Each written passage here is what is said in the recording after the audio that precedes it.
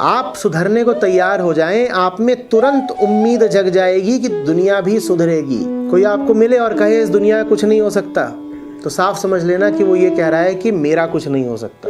कोई मिले और कहे कि मेरी बीवी सुधरने से रही, तो साफ समझ लेना कि वो कह रहा है मैं सुधरने से रहा। जो सुधरने लगेगा उसको तत्काल दिख जाएगा कि सब सुधर सकते हैं, सबको सुधरना चाहिए, सब सुधरने को आतुर हैं। निर्मलता का, निर्दोषता का स्वाद ऐसा होता है कि फिर वो स्वाद तुम सब में बांटना चाहते हो।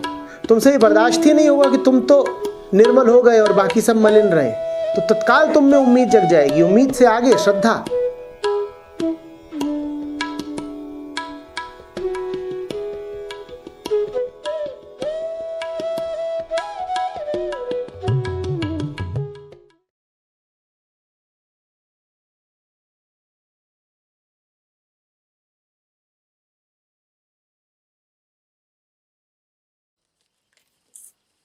भूपेंद्र का है।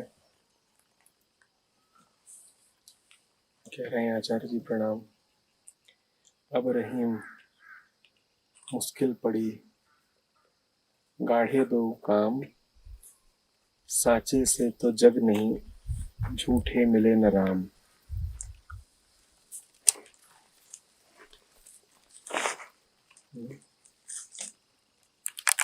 गाढ़े दो काम,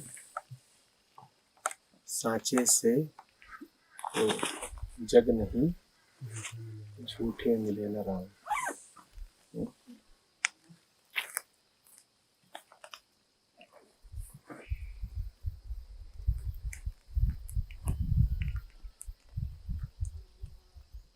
डर मत जाना।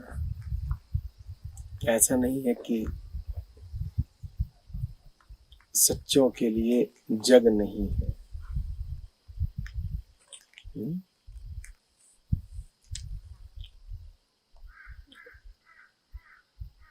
सच्चों के लिए जग है,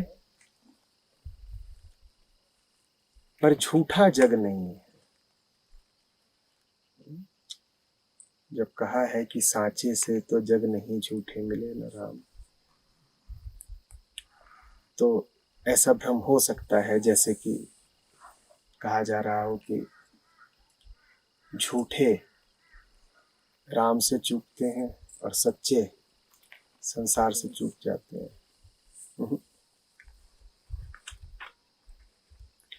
सच्चे संसार से नहीं चूकते,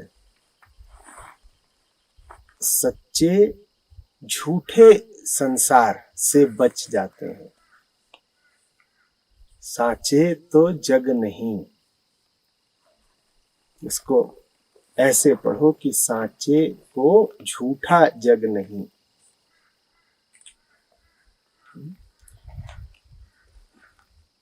बहुत लोग आते हैं और कहते हैं कि सच्चाई की बात बिल्कुल ठीक है, खरी है, लेकिन जग छोड़ा भी तो नहीं जाता। सच की ऐसी कोई अनिवार्यता नहीं कि तुम संसार छोड़ दो। सच में अनिवार्य बस ये है कि तुम झूठ को और भ्रम को छोड़ दो। और झूठ और भ्रम के बिना भी संसार है, तब संसार ही स्वर्ग है।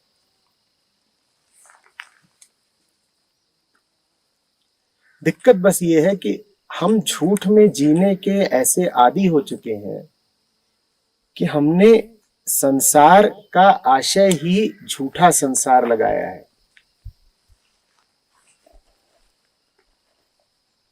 संसार माने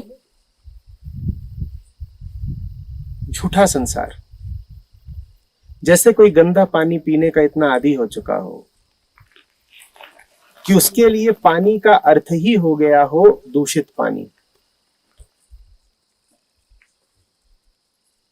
अब वो दूषित पानी को दूषित पानी नहीं कहता, वो उसे सिर्फ पानी कहता है। वो अब पानी ही किसको कहता है? दूषित पानी को।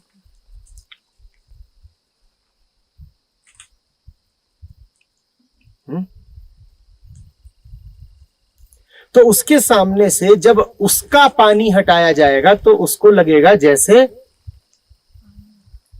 पानी ही हटा दिया गया, पानी की संभावना ही हटा दी गई। नहीं, ऐसी बात नहीं है। दूषित पानी हटाया गया है। दूषण के बिना भी पानी हो सकता है, होना चाहिए। वही होना उचित भी है। अचरज तो ये कि तुमने कैसे दूषित पानी के साथ समझौता कर लिया और तुमने कैसे दूषण को ही जल का पर्याय बना दिया।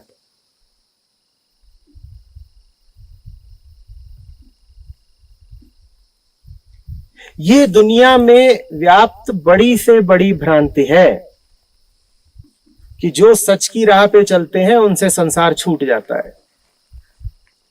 और इस भ्रांति के कारण कितने ही लोगों ने सच से किनारा कर लिया। कितने ही माँ बाप बच्चों को जहां ग्रंथों गुरुओं की ओर जाते देखते हैं तो बेचैन और भयभीत हो उठते हैं। उनको लगता है जो सच की ओर चला उसका संसार छूटा।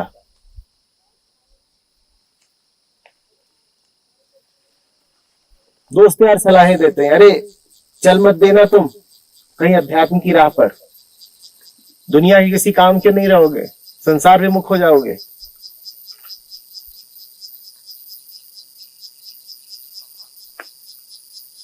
प्रचलित मान्यता ही ऐसी है। लोक संस्कृति में मुहावरा ही कुछ ऐसा बैठ गया है। पत्नी को भजन करते देखे पति भयभीत हो जाएगा, पति को ध्यान करते देखे पत्नी आशंकित हो जाएगी।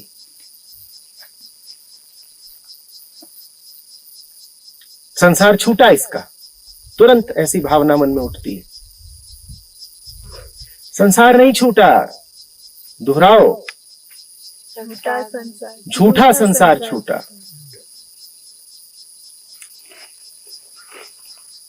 लेकिन झूठा संसार छोड़ने को तो वो राजी हो ना जिसे संसार में झूठ नजर आता हो, पहली बात।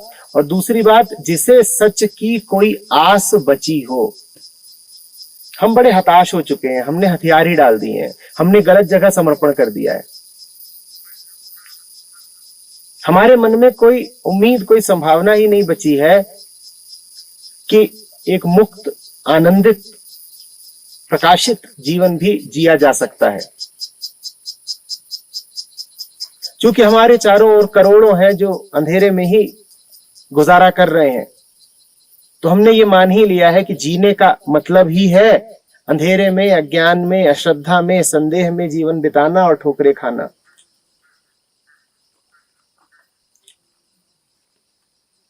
अंधेरे की हमारी धारणा से हटकर यदि कभी कोई बात उठती है, कभी कोई संभावना खुलती है, तो हम अचकचा उठते हैं, हमें डर लग जाता है, हमें लगता है हमारे साथ धोखा हो रहा है।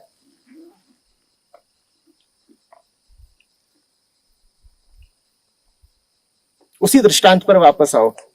तुम यदि दूषित पानी पीने के ही आदी हो और जीवन में तुम्हें साफ पानी की बूंद भी नसीब नहीं हुई है, तो जब कोई तुम्हें स्वच्छ जल देगा तो तुम्हें तुरंत लगेगा कि तुम्हारे साथ तो धोखा हुआ।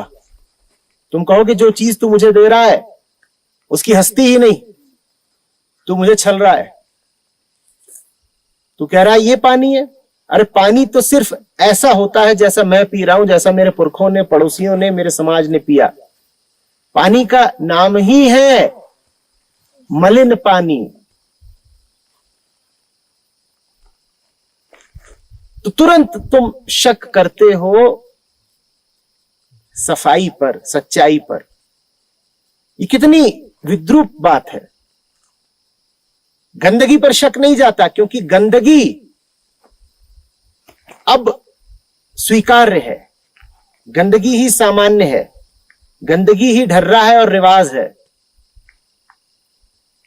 सफाई कहीं दिख जाए तो तुरंत संदेह उठता है कि झूठ है जरूर कुछ। यूं ही देख लो ना, तुम्हारे पास आकर कोई कहे कि फलाना ढोंगी है और धूर्त है और ठग है, तुम्हें मानते देर नहीं लगेगी।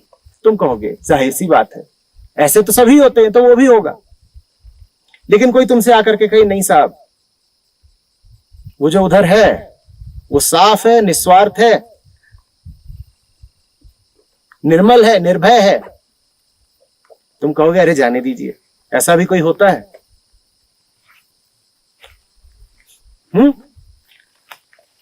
बोलो। तो देख लो कि तुम्हारी धारणा में क्या बैठ गया है सामान्य बन के। क्या बैठ गया है सामान्य बन के? दूषण, गंदगी, उसको तुम सामान्य मानते हो, जबकि वो सामान्य नहीं है। जब स्वभाव ही है स्वच्छता, निर्मलता, तो दूषण को तुम सामान्य कैसे कह सकते हो?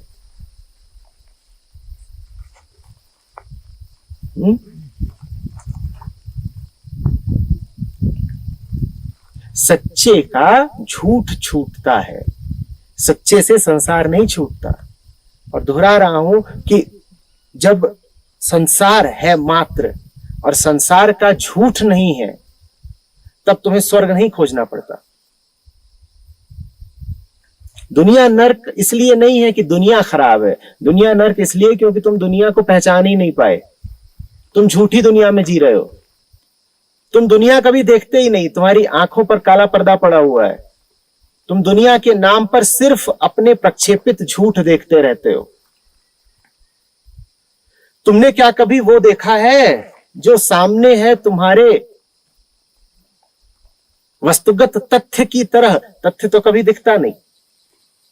तथ्य के नाम पर हम अपनी ही आंखों से प्रक्षेपित झूठों को देखते रहते हैं, स्वरचित प्रवंचना में फंसे रहते हैं।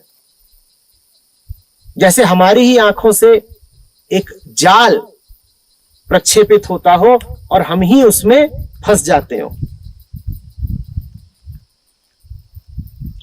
कहां हमें कभी दिखा है कि दुनिया क्या है? इंसान को कभी इंसान की तरह देखा है क्या? इंसान माने मेरा और पराया, इंसान माने मेरे धर्म का या दूसरे धर्म का, इंसान माने मेरा दोस्त या मेरा दुश्मन। कभी इंसान को इंसान की तरह देखा है क्या? हर इंसान के ऊपर तो तुमने पर्ची चिपका रखी है, फलाना महत्वपूर्ण है, फलाना गैर महत्वपूर्ण है। कुछ भी तुम्हारे लिए कभी वस्तुपरक तौर पे कुछ हुआ है? कपड़ा कभी कपड़ा होता है? या तो मेरा कपड़ा होता है या मेरा नहीं होता है, या तो नया होता है या पुराना होता है। कोई कपड़ा है जिसके साथ तुम्हारी कुछ ना कुछ स्मृति ना जुड़ी हो, और जिस कपड़े के साथ तुम्हारी स्मृति जुड़ गई, अब वो कपड़ा कहां रहा? अब या तो तुम उसको संजो के रखोगे 20 साल तक, या तुम उसे देखते ही नफरत से भरोगे।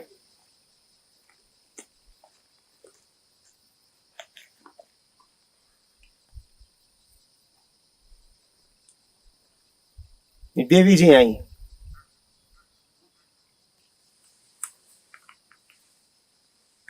मैंने पूछा क्या कर रही थी? बोली होली जला रही थी।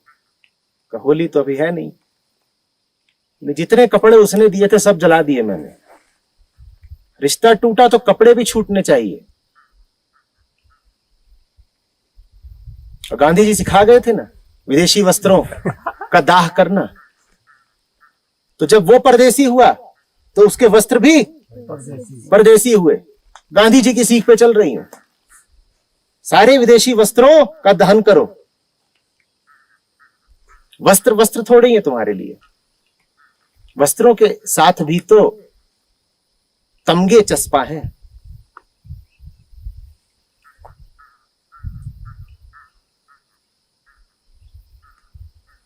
हर चीज में अर्थ भर रखे हैं, हर चीज के साथ कहानियां जोड़ रखी हैं, हर चीज के साथ नाम चिपका रखे हैं। ये धारणा, वो मान्यता। जीने के लिए चेतना की जरूरत ही कहां है? स्मृतियों का भंडार काफी है। सामने क्या है वो देखने के लिए दृष्टि की, बोध की, चेतना की, ध्यान की आवश्यकता क्या है? हमें पहले ही सब पता है। स्मृति के गोदाम में हाथ डालो और जो चाहिए निकाल लो। सामने क्या है, प्रत्यक्ष क्या है, ये हमने जाना कहां? तो दुनिया का हमें कुछ नहीं पता है। दुनिया के नाम पे हमें जो कुछ पता है वो झूठ भर है। रहीम कह रहे हैं झूठ छूटेगा। जिसे सच से प्यार हो जाता है उसको बड़ी अकुलाहट उठती है पुराने में जीने में, क्योंकि सच पुराना तो कभी होता नहीं। वो तो बार बार प्रयोग करता है। वो तो बार बार कहता है कि चेतना का अपमान है धारणा बद्ध होकर जीना, स्मृतिवश होकर जीना।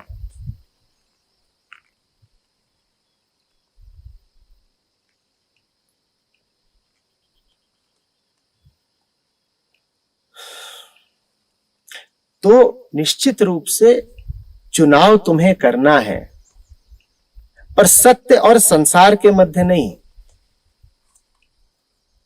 ये बड़ी मायावी धारणा है। या तो सत्य ले लो या संसार ले लो। जैसा हमने कहा, इसी धारणा के चलते अधिकांश लोग सत्य से डरे रह जाते हैं। वो कहते हैं कि सत्य की तरफ चले तो संसार गया। नहीं, ऐसा कुछ नहीं है भाई।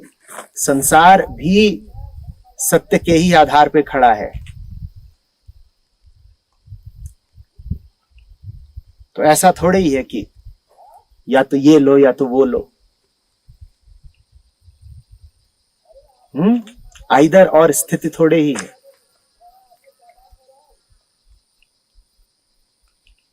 आ रही बात समझ में?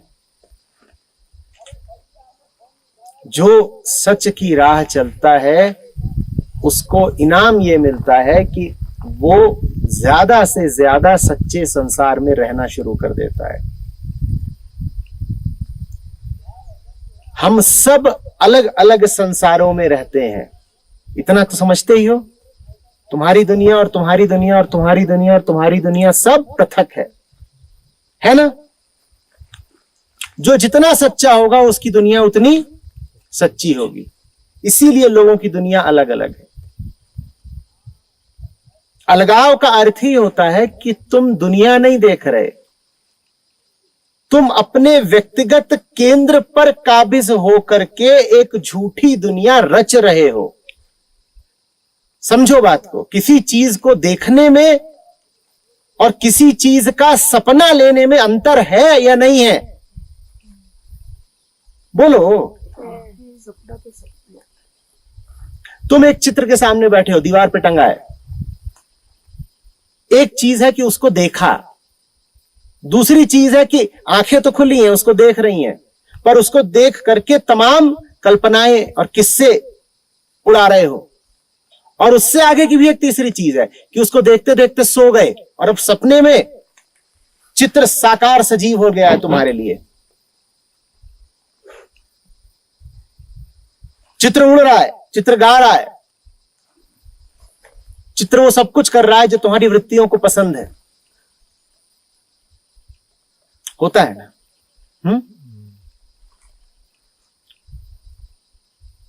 समझते? सच की तरफ चलोगे तुम्हारी दुनिया सच्ची हो जाएगी। दुनिया सच्ची हो जाएगी, मजे में रहोगे। झूठी दुनिया है यदि तुम्हारी तो ठोकर ही खाओगे, क्योंकि दुनिया की हकीकत तो तथ्य है और तुम जी रहे हो फंतासियों में। तुम आकाश में फूल खिला रहे हो जिनकी कोई जड़ नहीं, जिनका कोई आधार नहीं, पर फूल खिले हुए हैं, आसमान में टंगे हुए हैं फूल, और तुम्हें बहुत प्यारे हैं। मेरा प्यारा आकाश कमल। ऐसे फूल को तो मुरझाना भी नहीं पड़ेगा, वो तो पलक झपकते विलुप्त मात्र होगा। असली फूल तो कम से कम मुरझाते मुरझाते मुरझाता है, जरा तुम्हें चेतने का समय तो दे जाता है। आकाश कमल तो आंख बंद और गया गया, इसीलिए फिर हमें झटके लगते रहते हैं, और ऐसे झटके लगते हैं कि फिर खोज रहे हैं कहां गया मेरा प्यारा आकाश कमल। वो था कब, वो था कब। जिन्हें भी जीवन में झटके लगे हों वो जान लें कि आसमान की ओर देखते देखते आंखें बंद कर ली और उसके बाद आसमान में प्रक्षेपित करना शुरू कर दिया सब। लो देखो, 5 शराबी लिटा दो यहीं जमीन पे और ऊपर आसमान है, उसमें कुछ नहीं, खाली। और दुनिया का ऐसा कुछ नहीं है जो उन शराबियों को उस आसमान में ना दिख जाए। खाली स्थान है आकाश, बिल्कुल खाली है ना, वहां कुछ है, कहो वहां कुछ है। पर 5 शराबी लिटा दो, उनको बोलो ऊपर देखो, बताओ क्या क्या है। घोड़ा, गधा, बकरी, आदमी, औरत, रुपया, पैसा, जो जो कहोगे उन्हें सब वहां दिखेगा। और रो भी लेंगे, हंस भी लेंगे। कोई कहेगा देखो धन की वर्षा हो गई, सिक्के बरसे और सब भर लिए मैंने जेब में। वो आसमान से उसके सिक्के बरस रहे हैं। एक रो रहा है, कह रहा आसमान में सड़क जाती है, उस पर देखा अभी मैंने महबूबा मेरी भगी चली जा रही है, अब पकड़ नहीं आएगी, और रो रहा है बैठ के। हमें कहां कुछ पता है। फिर समझना, हम देखते नहीं हैं, हम रचते हैं, हम प्रक्षेपित करते हैं, हम सर्जते हैं। देखना माने जो दिख रहा है उसका साक्षी भरोना, उसे छेड़खानी नहीं करना, उसके ऊपर स्वयं को आरोपित न करना। यह है देखना मात्र। हम देखते कहां हैं? हम तो स्वयं ही मायाजाल रचते हैं और फिर कहते हैं हमने उसको देखा, हमने उसको देखा। और फिर जैसे मकड़ी अपने ही जाले में फंस जाए, जब फंस जाते हैं तो कहते हैं देखो दुनिया कितनी खराब है, यहां जाल ही जाल है। वो जाल बुना किसने? वो जाल बुना किसने? खुद ने बोला, खुद ने। तुमने ही तो बनाना। सच्चे आदमी की दुनिया सच्ची हो जाती है। सच्ची दुनिया में भरोसा है, दिल का चैन है। आचार्य जी, सत्य के मतलब सच्चाई पर चलना, या बिल्कुल, इसका मतलब कुछ ज्यादा गहरा मतलब नहीं। जो तुमको अपनी सीमित शक्तियों से ठीक लगता हो, सच्चा लगता हो, हिम्मत रखो उसका अनुपालन करने की, पहली बात। और दूसरी बात, सदा विनम्र रहो कि तुम्हें जो भी ठीक लगता है वो आखिरी सत्य नहीं। अब ये दो परस्पर विरोधी जैसी चीजें हैं, पर इन दोनों का एक साथ पालन करना है, जैसे रस्सी पे चलना हो, बिल्कुल संतुलन बना के। पहली बात, जो कुछ तुमने अपनी यात्रा के चलते,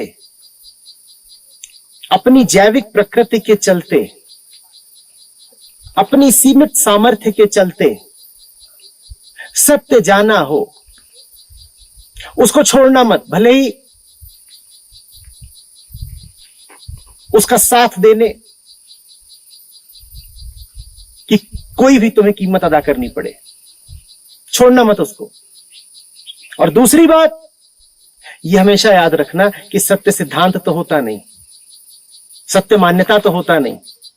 तो जो कुछ भी तुम जानते हो सत्य के तौर पर, वो कभी आखिरी नहीं हो सकता। जो कुछ भी तुम्हें लगता है ठीक है, कल को उसको साबित होना ही है कि वो बस राह की बात थी, बीच की बात थी, उसके आगे अभी और आसमान है। और आसमान होंगे, पर आज तो तुम्हें वो उपलब्ध नहीं ना। तो आज तुम्हें जो शिखर उपलब्ध है, तुम उस पर दृढ़ता से आसीत रहो, उससे नीचे मत गिरना।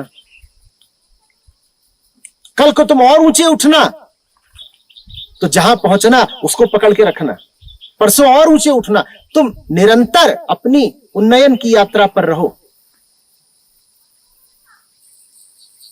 तुम ऊर्ध्वगामी रहो। और जिस भी मकाम पर, जिस भी शिखर पर, जिस भी पड़ाव पर हो, जिस भी स्थान पर हो, उसके साथ न्याय करना, उसके साथ वफा करना। जिस चीज को जान लिया कि ठीक है, उस पर अडिग रहना, और जिस चीज को जान लिया कि गलत है, उसके आगे कभी घुटने मत टेकना। बिल्कुल नहीं।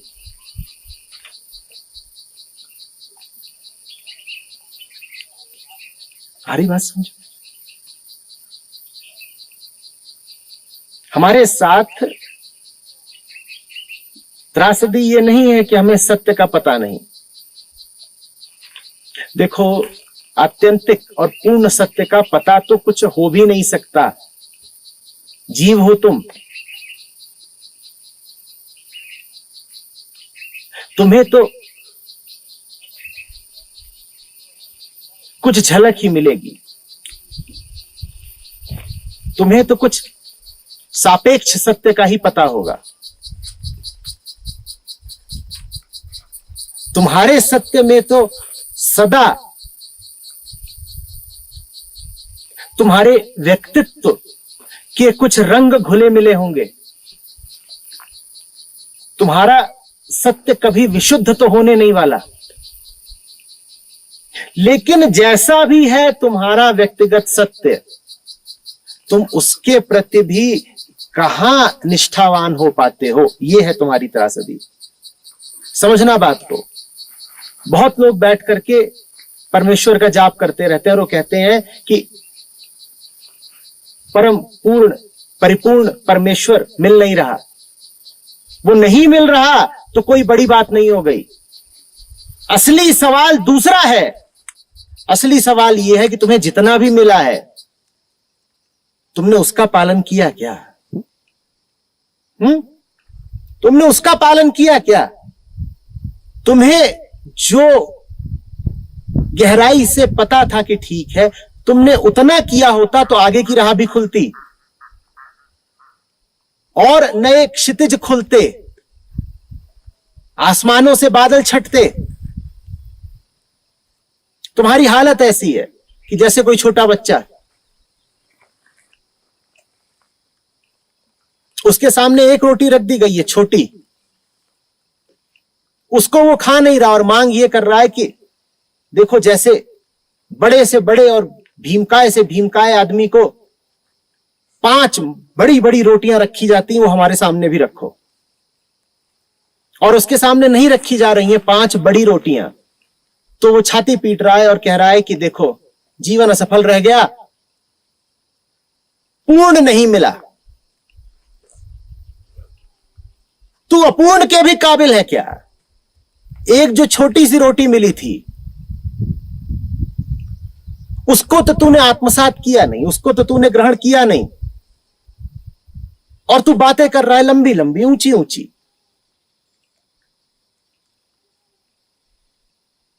तुम नहीं होगे परम ज्ञानी, ध्यानी, योगी, सिद्ध, कोई बात नहीं, क्षम्य है सब।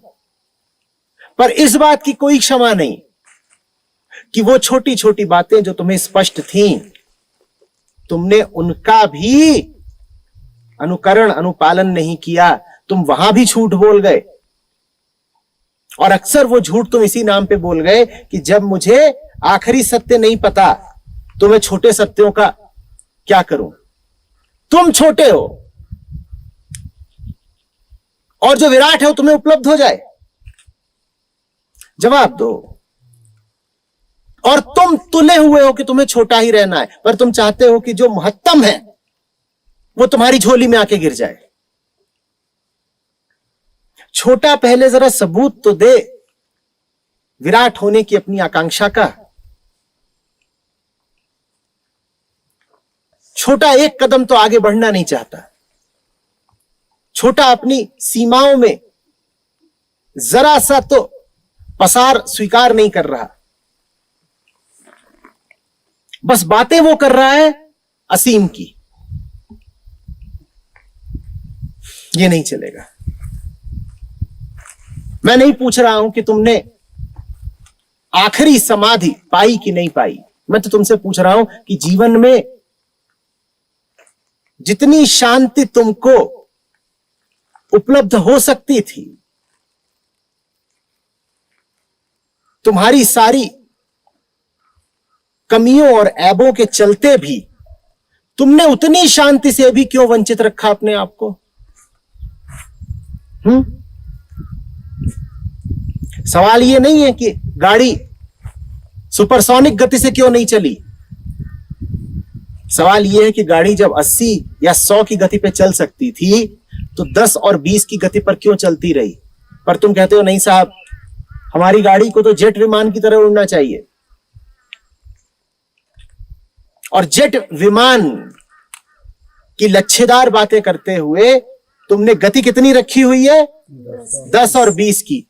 तो मैं तुम पर कभी ये सवाल रखता ही नहीं हूं कि बताओ 800 और 1000 की गति क्यों नहीं हुई तुम्हारी। वो जब होनी होगी तो होगी, परमात्मा जाने कि कब उसका हाथ आएगा और कब हमें भौतिक सीमाओं से पार कोई शक्ति दे जाएगा। मैं तो ये जानना चाहता हूं कि जो भौतिक शक्तियां, जो साधारण क्षमताएं तुमको उपलब्ध हैं, उनका इस्तेमाल क्यों नहीं किया? 80 और 100 पे क्यों नहीं चले? तुम्हारी गाड़ी 10 और 20 पर क्यों घिसट रही है? ये बताओ ना। तुम कहते हो नहीं, मुझे तो जाकर के दुनिया भर की सम्मिलित फौज का मुकाबला करना है। ये तुम्हारी बातें हैं और डरे बैठे हो घर में घूमते चूहों से। एक चींटी आ जाए, एक छिपकली आ जाए, कॉकरोच आ जाए, तुम्हारी घिग्गी बन जाती है। और तलवार लेकिन तुम खूब भांजते हो, कहते हो दुनिया के जितने देश हैं, उनकी जितनी सीमाएं हैं, सबको इकट्ठा करो, तब जाके वो सेना तैयार होगी जिसका सामना करने में कुछ मजा है।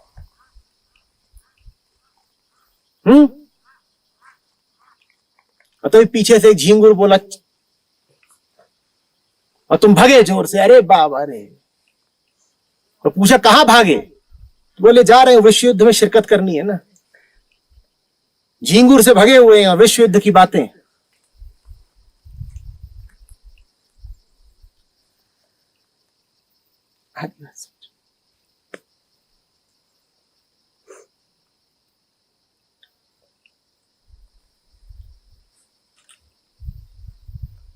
प्रमाण देख लो ठीक से। धोखा हो जाता है, चोट लग जाती है, अनपेक्षित घटनाएं आहत कर जाती हैं, उम्मीदें टूट जाती हैं, जो कभी सोचा नहीं था वो हो जाता है। माने दुनिया का जो खाका तुम्हारे मन में खिंचा हुआ था वो नकली था, झूठा था। तुम जिस नक्शे पर चल रहे थे वो नक्शा वास्तविकता का प्रतिनिधि था ही नहीं। तो तुमने तो नक्शा पकड़ रखा है, जमीन तुम देख नहीं रहे। बहुत लोग गाड़ी ऐसे ही चलाते हैं, सड़क कहां जा रही है इससे उन्हें कोई मतलब नहीं, हाथ में नक्शा है, उसको देख के गाड़ी चल रही है। अब नक्शा निकला नकली और वहां तुम्हें ले जा रहा है जहां सड़क ही नहीं है, और सामने खाई की गड्ढा की नदी, और तुम नक्शे के भरोसे चले जा रहे हो क्योंकि तुम्हें तथ्य से मतलब ही नहीं है। तुम्हें तो मतलब उससे जो नक्शा तुमने रचा है और पकड़ा है, क्योंकि तथ्य तुम्हारी गुलामी नहीं करते, नक्शा तुम्हारा गुलाम है। तुम चाहो तो रेखा यूं खींच दो कि यूं खींच दो। तथ्य तो संप्रभु होते हैं, तथ्यों पे कौन राज कर सकता है? लेकिन कल्पनाएं तुम्हारी हैं, तुम जो चाहो कल्पित कर लो। समझ रहे हो ना कि मन को तथ्यों की अपेक्षा कल्पनाएं क्यों पसंद है? क्योंकि तथ्य तुम्हारे अनुसार नहीं चलते, तुम्हें बुरा लगता है, अरे अरे अरे चोट लग गई, अहंकार को चोट लग गई। तथ्य तो बड़ी चोट पहुंचाते हैं। कल्पना अपने अनुसार चलती है, जो चाहो कल्पना करो। गए फलाने व्यक्ति के पास, अब वो तुमसे बात नहीं कर रहा है, तथ्य क्या है? वो तुमसे बात नहीं कर रहा है, तो तुमने कहा तथ्य को छोड़ो, आंख बंद करो, कल्पना करना शुरू करो कि हम उससे मिले हैं, फिर झूला झूल रहे हैं, फिर गले मिल रहे हैं, फिर दोनों इकट्ठे पहाड़ चढ़ रहे हैं हाथ में हाथ झुलाते हुए। अब तुमने कल्पना करके उस व्यक्ति को अपना गुलाम बना लिया। तुम्हारी कल्पना में वो व्यक्ति वही सारे काम कर रहा है जो तुम चाहते हो। तथ्य में ऐसा नहीं हो सकता। तथ्य में वो व्यक्ति तुम्हारा गुलाम नहीं है और तुम चाहते हो कि तुम गुलाम बनाओ, क्योंकि अहंकार ऐसा गुलाम होता है कि पूरी दुनिया को गुलाम बना लेना चाहता है। जो गुलामी का आदी हो गया है उसे आजाद लोग नहीं पसंद आते, वो दुनिया भर को गुलाम बना लेना चाहता है। तथ्यों में जीना उसे दमघोटू लगता है, तो फिर वो कल्पना करता है, अपनी धारणा बना लेता है, मान्यता बना लेता है। अब वो जांचना ही नहीं चाहेगा, अब वो तथ्य परखना ही नहीं चाहेगा। कल्पना कर ली तो कर ली भाई, ठीक। और कल्पना में सब कुछ वैसे ही हो रहा है जैसा हम चाहते हैं। मुंगेरी लाल के हसीन सपने।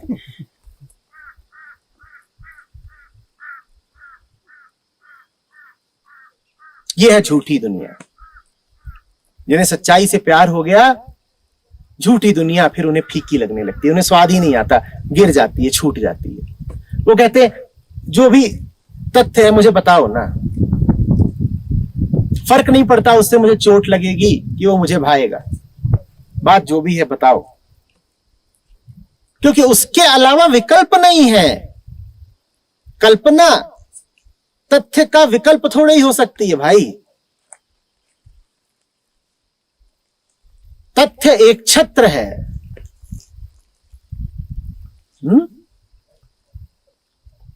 समझ रहे हो बात को?